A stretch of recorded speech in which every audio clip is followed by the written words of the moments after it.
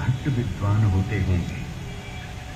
नालंदा का विकास अकेला नहीं हो रहा था, उसके साथ साथ विक्रमशिला, उद्दंतपुरी, तेल्हाड़ा जैसे अनेक विहार फल फूल रहे थे। महाबोधि मंदिर बन चुका था, केसरिया स्तूप का भी निर्माण हो चुका था। जगह जगह भव्य मंदिरों, विहारों और चैत्यों का निर्माण हो रहा था।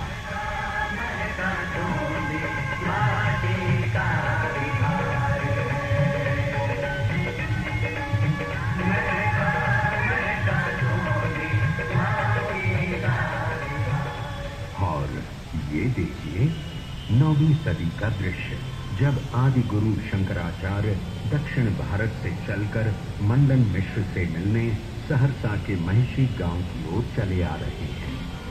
लोगों को क्या आनंद आया होगा जब सन्यास और गार्हस्थ्य धर्म के द्वंद्व पर इन दोनों विद्वानों के बीच कई दिनों तक बहस चली होगी। और इस शास्त्रार्थ की निर्णायक भूमिका कोई और नहीं बल्कि मंडन मिश्र की पत्नी भारती निभा रही थी।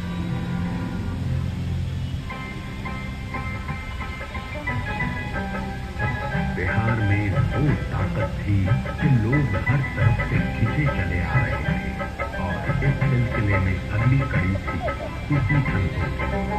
बिहारों का स्थान अब दरगाह खानकाह ले रहे थे। मनेर शरीफ, बिहार शरीफ, फुलवारी शरीफ जैसे कई पवित्र स्थलों का विकास हो रहा था और इस इलाके में इतने विहार बने हुए थे कि मुगल शासनकाल में पूरे प्रदेश का नाम ही बिहार पड़ गया। सरहप्पा की कवि कुल परंपरा में देसिल बैना सब जन मीठा के गायक विद्यापति के बिना बिहार की गलियां सूनी पड़ी रहती। नालंदा, विक्रमशिला भले जला दिए गए हों, फिर भी गलियों की रागिनी जिंदा थी। बिहार की माटी में इतनी उर्वरता है कि 14वीं शताब्दी में ही पुनर्जागरण के लक्षण विद्यापति में आ गए। संस्कृत अब पोथी की चीज हो गई थी। लोक भाषा के कवि विद्यापति पूरे पूर्वांचल में छा गए।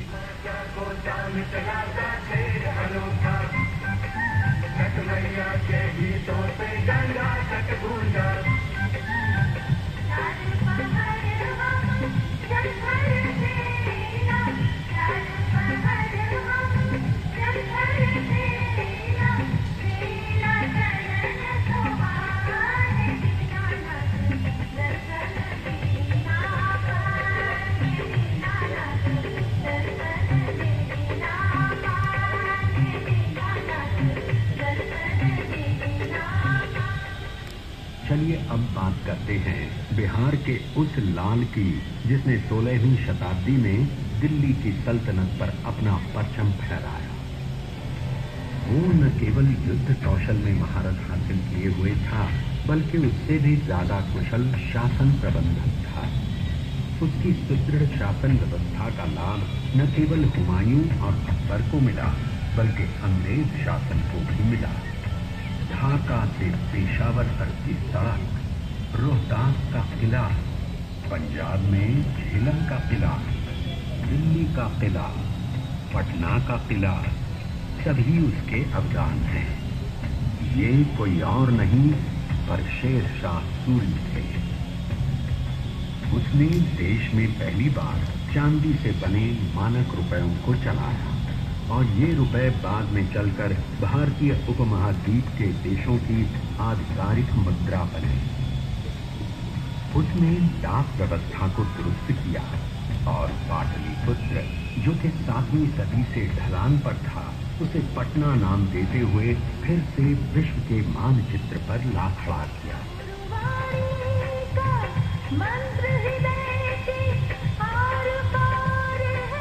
पटना में जन्मे गुरु गोविंद सिंह उस वक्त पटने में ही सूफी संत भीखन पाते हैं और उनके नाम आज भी बिस्सा पहाड़ी मोहल्ला है। सूफी संत भीखन जब गोविंद राय से मिले तो उन्होंने भविष्यवाणी की कि ये सूर्य जैसा तेजस्वी, वायु जैसा गतिमान और गंगा जैसा पवित्र होगा और गोविंद राय ने बचपन में ही मगध के इतिहास का संपूर्ण व्यक्तित्व धारण कर लिया है। ज्ञान, कर्म और भाव का संपूर्ण समन्वय। आगे चलकर उन्होंने खालसा पंथ की शुरुआत की और 42 साल की उम्र में शहीद हो गए। आज भी पटना का तख्त सिख धर्मावलंबियों के लिए अकाल तख्त के ठीक बाद आता है। इसके बाद बात करते हैं 18वीं सदी के अंतिम दिनों की, जब बिहार में एक ओर यूरोप के व्यापारी अपनी फैक्ट्रियां लगा रहे थे तो दूसरी ओर मुगलों का ठाट बाट बरकरार था। जहाजों से कारोबार हो रहा था और इस इलाके का चावल, जो पटना राइस के नाम से जाना जाता था, पूरे यूरोप में छा गया था। इसके बाद भारत में अंग्रेज राज स्थापित होने लगता है और अंग्रेजों के खिलाफ लोहा लेने में बिहार के लोगों का योगदान सर्वोपरि है। इसकी शुरुआत करते हैं तिलका मांझी से, जिन्होंने 1780-85 के बीच भागलपुर के जंगलों में अंग्रेजों की नाक में दम कर दिया था। 13 जनवरी 1785 को अंग्रेजों ने उन्हें भागलपुर में फांसी पर चढ़ा दिया और 1857 में बाबू कुंवर सिंह ने अंग्रेजों के विरुद्ध छापामार युद्ध करते हुए 80 वर्ष की उम्र में जिस रण कौशल, शौर्य, नेतृत्व और धैर्य का परिचय दिया, वो बिहार के इतिहास की विरासत है। वे बिहार के लोकमानस में महानतम वीर सेनानी हैं। बाबू कुंवर सिंह की मौत के बाद शुरू हुआ बिहार का शोषण। एक तरफ जमींदारी प्रथा, दूसरी ओर सामंती व्यवस्था और तीसरी ओर अंग्रेजों द्वारा बिहार एवं बिहारियों की उपेक्षा।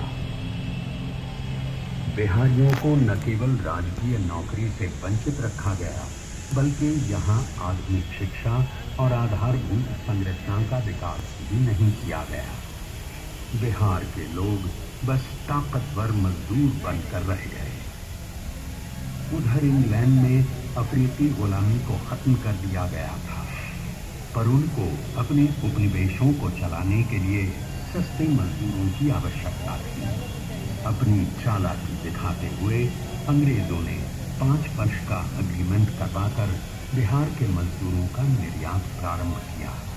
क्या सूरीनाम, क्या ब्रिटिश गयाना, क्या दक्षिण अफ्रीका, क्या मॉरिशस और क्या फिजी, कहां नहीं भेजा गया बिहार के मजदूरों को। बिहार के ये लोग अपने प्रदेश के विकास को छोड़कर अंग्रेजों के उपनिवेशों का विकास करने लगे। कुछ मर गए, कुछ बच गए, सब एक दूसरे से पिछड़ गए। सोचिए क्या बीती होगी पत्थर तोड़ते उन परदेसियों पर और राह देखती पटोहियों पर।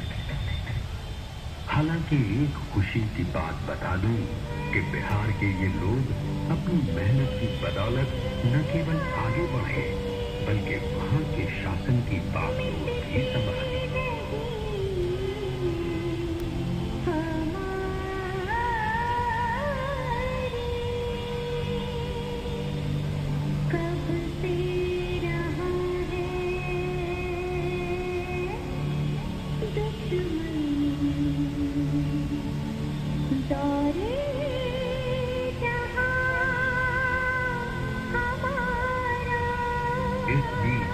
स्वतंत्रता संग्राम के लिए बिहार ने एक से एक क्रांतिकारी को पैदा किया, जिसने अंग्रेजी हुकूमत के खिलाफ आवाज उठाई। आप सब लोग जानते हैं खुदीराम बोस को, जिन्होंने अंग्रेजों पर बम फेंका और इसके बाद हंसते हुए फांसी पर चढ़ गए। भारत में पहली बार चंपारण की धरती पर सत्याग्रही गांधी का अवतरण हुआ और चंपारण का किसान आंदोलन महात्मा गांधी की नेतृत्वकारी क्षमता का प्रतिमान बन गया और इस क्रांति की पराकाष्ठा हुई 11 अगस्त 1942 को जब पटना सचिवालय का तिरंगा फहराने की कोशिश में अंग्रेजों की गोली से 7 किशोर शहीद हो गए। बिहार के सपूतों की ये शहादत समूचे विश्व में अपने तरह का अकेला उदाहरण